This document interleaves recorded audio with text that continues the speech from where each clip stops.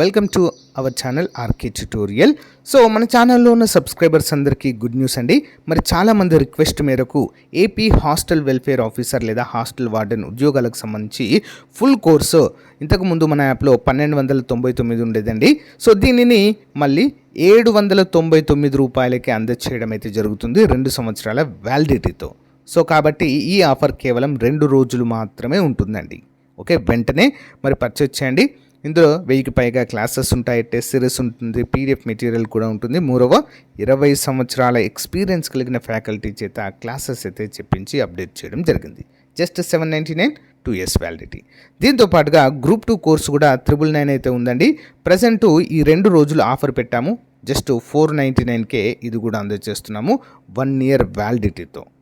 So కాబట్టి group 2 అభ్యర్థులు, hostel welfare అభ్యర్థులు ఈ రోజే కోర్సును పర్చేజ్ చేయండి. ఏ విధంగా పర్చేజ్ చేయాలి? యాప్ లింక్ వీడియో డిస్క్రిప్షన్లో ఉంటుంది, డౌన్లోడ్ చేయండి. మీ మొబైల్ నెంబర్తో రిజిస్టర్ అయ్యి స్టోర్ ఆప్షన్లో కోర్సు ఉంటుంది, ముందు డెమో చూసి వెంటనే తీసుకోండి. లేదా ప్లే స్టోర్లోకి వెళ్ళి అక్కడ నుండి కూడా మన యాప్ డౌన్లోడ్ చేయవచ్చు, ఆర్కే ట్యుటోరియల్. ఓకేనా?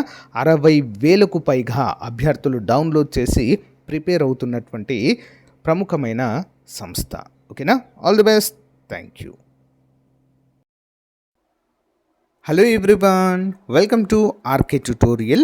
ఫ్రెండ్స్, ఈరోజు మనము ఆంధ్రప్రదేశ్ రాష్ట్రంలో మరి జాబ్ క్యాలెండర్లో భాగంగా విడుదలైనటువంటి హాస్టల్ వార్డెన్ లేదా హాస్టల్ వెల్ఫేర్ ఆఫీసర్, అంతేకాకుండా డిప్యూటీ ఎడ్యుకేషన్ ఆఫీసర్ వంటి ఉద్యోగాలకు చాలా ముఖ్యమైనటువంటి టాపిక్ని ఈరోజు మనము చూద్దామండి. సిలబస్లో భాగంగా ప్రతి చాప్టర్ నుండి మనము చాప్టర్ వైజ్ ఎంసీక్యూస్ అయితే చూస్తున్నామండి. ఎవరైతే మన యాప్లో కోర్స్ పర్చేజ్ చేశారో వారందరికీ కూడా వీటిని ఆన్లైన్ ఎగ్జామ్స్ రూపంలో, అంతేకాకుండా పీడిఎఫ్ కూడా మన యాప్లో ప్రొవైడ్ చేయడం జరుగుతుంది. అందరూ కూడా గమనించాలి. ఓకేనా? మరి ఈరోజు మన టాపిక్ ఉపాధ్యాయుడు, వారికి ఉండాల్సినటువంటి లక్షణాలు ఏంటి అనే వివరాలు అయితే చూద్దాము. ఓకేనా? మొత్తం ఇప్పటి వరకు 860 వరకు ఎంసీక్యూస్ అయితే చూసామండి. అన్ని తయారు చేసాం ప్రతి చాప్టర్ నుంచి. ఓకే, ఇంకా చాలా వస్తాయండి మనకి. Okay, question number 1. Doctor Witty సూచించిన ఆదర్శ ఉపాధ్యాయుడి లక్షణాలలో సరికానిది ఏది? క్రింది వాటిలో చూద్దాం. Which of the following is incorrect regarding the ideal teachers qualities suggested by doctor Witty? Answer option C అండి. లాభాపేక్షతో బోధన చేయడం అనేది తప్పు.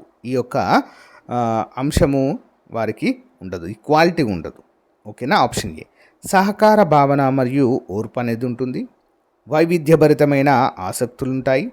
నెక్స్ట్, విద్యార్థుల పట్ల ప్రేమ అనేది కూడా ఉంటుంది. ఓకే, వివరాలు చూద్దాం. డాక్టర్ విట్టి ప్రకారం ఉపాధ్యాయుడికి సహకారము, కనికరము, సో ప్రేరేపించే గుణము, ఓర్పు మరియు విద్యార్థుల పట్ల ప్రేమ ఉండాలి. విద్యాబోధన లాభాపేక్షతో కూడినది కాదు. Question number 2. ఉపాధ్యాయ వృత్తికి సంబంధించి క్రింది వాటిలో సరైనది ఏంటి? Which of the following is true regarding the teaching profession? Answer option B అండి. ఓకేనా? మానవ సేవయే మాధవ సేవ అనే భావనను కలిగిన పవిత్రమైనటువంటి వృత్తిగా మనమైతే చెప్పుకోవచ్చు ఉపాధ్యాయ వృత్తి. చూద్దాం. ఉపాధ్యాయ వృత్తి అనేది దేశ నిర్మాణానికి తోడ్పడే పవిత్రమైన వృత్తి. దీనికి ప్రత్యేక శిక్షణ, అధికార, గుర్తింపు ఉంటాయి. ఇది మొత్తం సమాజానికి బాధ్యత వహిస్తుంది. ఓకేనా? సమాజానికి కావలసినటువంటి మరి మంచి ప్రవర్తన కలిగిన వ్యక్తులను లేదా పిల్లలను తయారు చేయడంలో పాఠశాలలే ప్రముఖ పాత్ర పోషిస్తాయి. నెక్స్ట్, ఉపాధ్యాయుల వృత్తి ప్రవర్తన నియమావళికి మూలమైన యునెస్కో ముసాయిదా ఏ సంవత్సరంలో సిద్ధం చేయబడింది? In which year was the UNESCO draft which is the source for the teachers code of professional ethics prepared? ఎప్పుడండి యునెస్కో ఎప్పుడు రూపొందించింది ఇది? ఆప్షన్ డి అండి. 1984లో రూపొందించడం జరిగింది. వివరాలు చూద్దాం. యునెస్కోలో 1984లో యునెస్కో సిద్ధం చేసిన నియమావళి ఉపాధ్యాయ ప్రవర్తన నియమావళికి మూలంగా మనమైతే చెప్పుకోవచ్చు. నెక్స్ట్, ఎన్సీఈఆర్టీ ఉపాధ్యాయుల వృత్తి ప్రవర్తన నియమావళి అధికారికంగా ప్రకటించిన సంవత్సరం ఏది?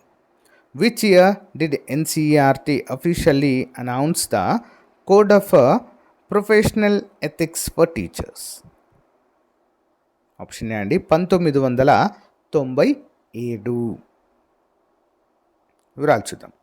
పలువురు నిపుణుల సూచనల మేరకు ఎన్సీఈఆర్టీ 1997లో ఉపాధ్యాయుల వృత్తి ప్రవర్తన నియమావళి అధికారికంగా ప్రకటించడం జరిగింది. ఇంపార్టెంట్. Next one. ఎన్సీఈఆర్టీ నియమావళి 1997లోని 30 అంశాలను ఎన్ని రంగాలుగా విభజించారు? The 30 elements in the NCERT Code 1997 are divided into how many domains?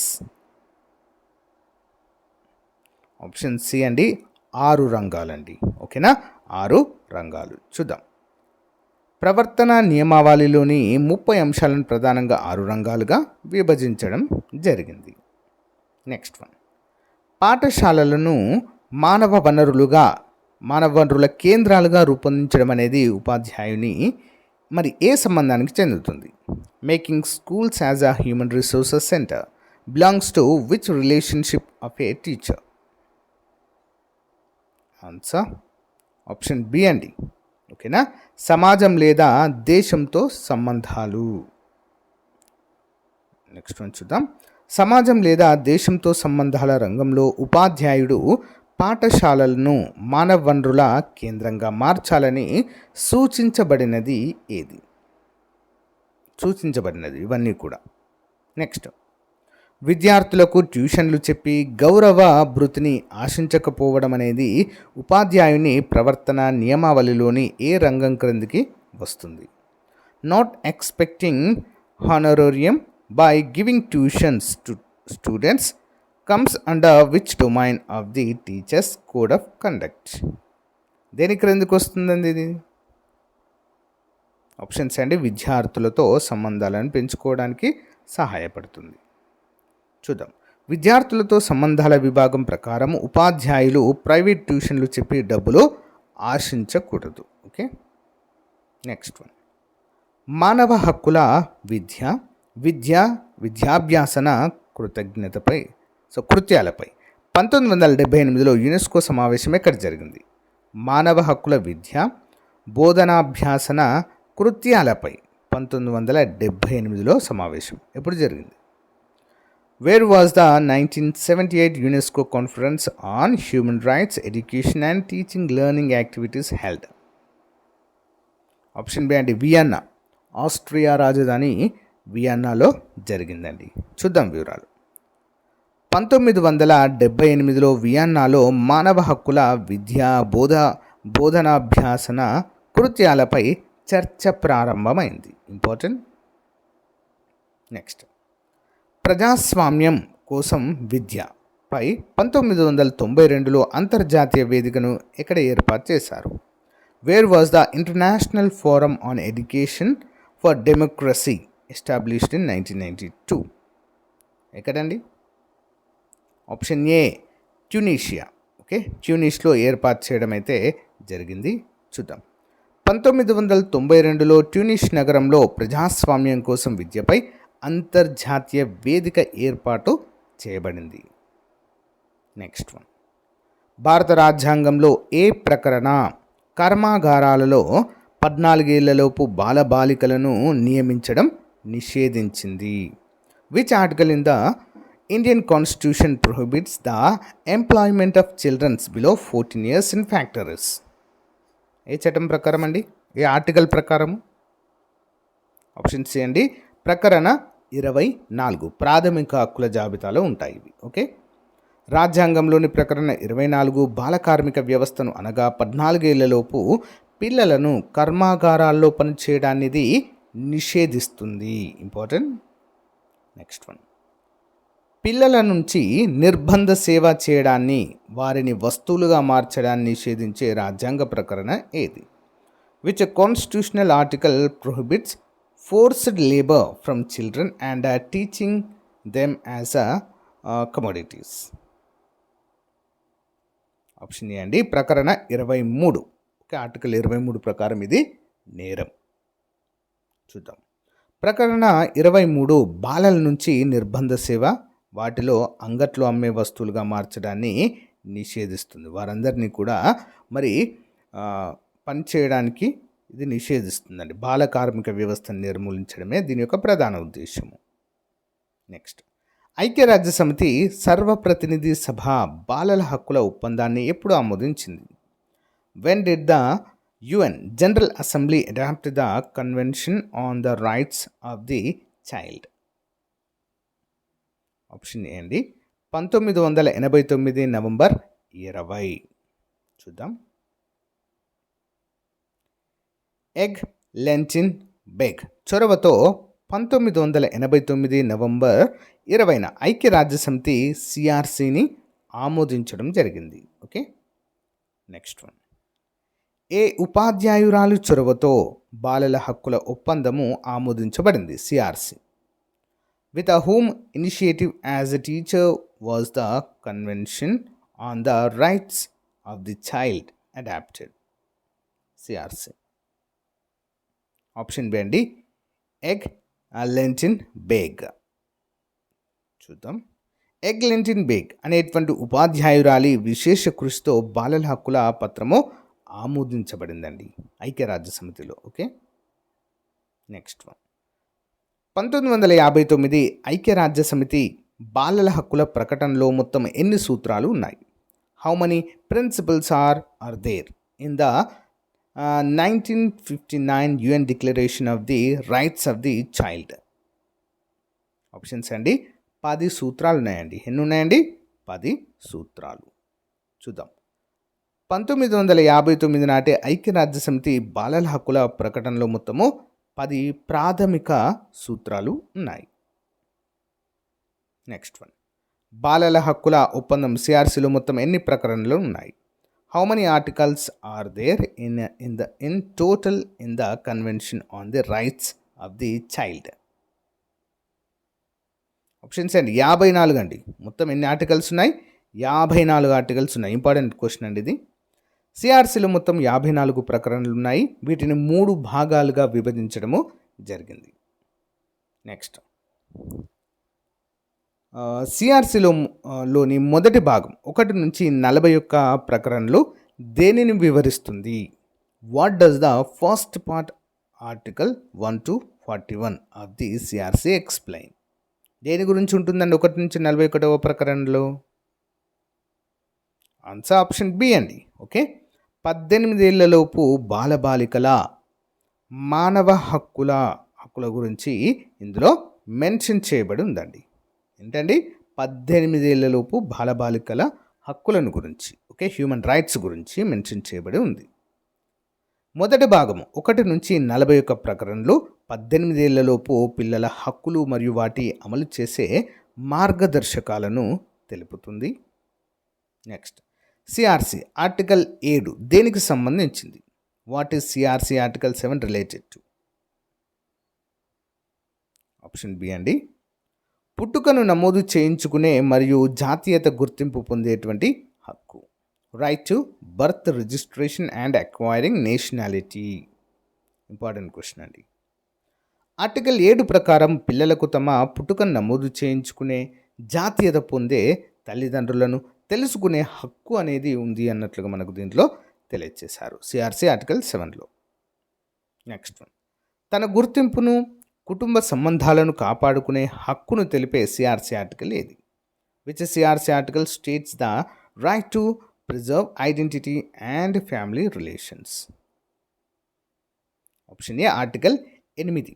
Okay, CRC article 8. చూద్దాం వివరాలు. ఆర్టికల్ 8 పిల్లలు తమ గుర్తింపును మరియు కుటుంబ సంబంధాలను చట్టబద్ధంగా కాపాడుకునేటువంటి హక్కును కల్పిస్తుందండి. Okay, next question. CRC article 19 దేనిని నిషేధిస్తుంది? What does CRC article 19 prohibit? దేనిని నిషేధిస్తుందండి CRC ఆర్టికల్ అంటే? ఆప్షన్స్ అండి అన్ని రకాల హింస, నింద, నిర్లక్ష్యాలను నిషేధిస్తుంది. ఓకేనా, ఇంపార్టెంట్. ఆర్టికల్ 19 పిల్లలపై జరిగే అన్ని రకాల శారీరక, మానసిక హింస, నింద మరియు నిర్లక్ష్యాలను ఇది నిషేధిస్తుందండి ఆర్టికల్ 19 సిఆర్సి ప్రకారం. నెక్స్ట్ వన్, విశ్రాంతిని, వినోదాన్ని, హాయిగా గడిపే హక్కు, సాంస్కృతిక జీవనంలో పాల్గొనే హక్కును తెలిపే ఆర్టికల్ ఏది? Which article specifies the right to rest, leisure and participation in a cultural life? Option B అండి, ఆర్టికల్ 31. ఓకే, ఆర్టికల్ 31 వివరాలు చూద్దాం. ఆర్టికల్ 31 ప్రకారము పిల్లలకు విశ్రాంతి, ఆటలు, వినోద కార్యక్రమాలు మరియు సాంస్కృతిక జీవనంలో పాల్గొనేటువంటి హక్కు అనేది ఉంటుంది. ఇంపార్టెంట్. నెక్స్ట్, బాలల హక్కుల పత్రంపై అంటే సిఆర్సిపై భారతదేశం ఏ సంవత్సరంలో సంతకం చేసింది? In which year did India sign the convention on the rights of the child? Option C అండి, 1982వ సంవత్సరంలోనే సంతకం చేయడం జరిగింది. ఐక్యరాజ్యసమితి బాలల హక్కుల తీర్మానంపై భారతదేశం 1982లో సంతకం చేసింది. నెక్స్ట్, మనుగడ సాగించే హక్కు, రైట్ టు సర్వైవల్ ప్రధానంగా సిఆర్సిలోని ఏ ప్రకరణలో పేర్కొనబడింది? The right to survival is primarily mentioned in which article of the CRC? Option B అండి, ప్రకరణ 6. ఓకే, ప్రకరణ 6. మనుగడ సాగించే హక్కు అనేది బాలల హక్కుల సదస్సులోని ప్రకరణ 6లో స్పష్టంగా పేర్కొనబడింది. ఇంపార్టెంట్. నెక్స్ట్ వన్, పిల్లలు తమ అభిప్రాయాలను స్వేచ్ఛగా వ్యక్తం చేసే హక్కు ఏ వర్గీకరణలోకి వస్తుంది? Children's right to freely express their opinion falls under which classification? Option D, భాగస్వామ్య హక్కు, రైట్ టు పార్టిసిపేషన్. చూద్దాం. సాంస్కృతిక వినోద కార్యక్రమాల్లో పాల్గొనడం, అభిప్రాయాలు వ్యక్తం చేయడం భాగస్వామ్య హక్కు క్రిందకి వస్తుంది. ఇంపార్టెంట్. నెక్స్ట్, బాల్య వివాహ నిషేధ చట్టం ఏ సంవత్సరంలో చేయబడింది? In which year was the child marriage restraint act passed? ఎప్పుడండి? Option C, 1929. భారతదేశంలో బాల్య వివాహాలను నిరోధించడానికి 1929లో బాల్య వివాహ నిషేధ చట్టము రూపొందించబడింది. సో గైస్, ఇది ఈ రోజుకు సంబంధించిన ముఖ్యమైన క్లాస్. దీనికి కంటిన్యూస్ క్లాస్ ఉంటుందండి, అందరూ కూడా గమనించాలి. ఇంకా ఎవరైనా మన యాప్లో కోర్స్ తీసుకున్నట్లయితే వెంటనే కోర్స్ తీసుకొని మీ ప్రిపరేషన్ కొనసాగించండి. ఓకేనా? All the best. Thank you.